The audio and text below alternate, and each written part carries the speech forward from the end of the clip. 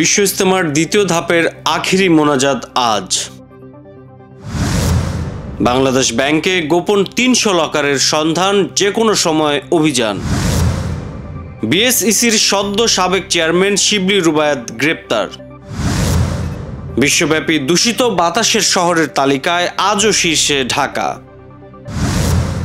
রাজবাড়ীতে ব্যবসায়ীকে হত্যা চেষ্টা, আটক ৪। সুইডেনের স্কুলে বন্দুকধারীর গুলিতে নিহত ১০।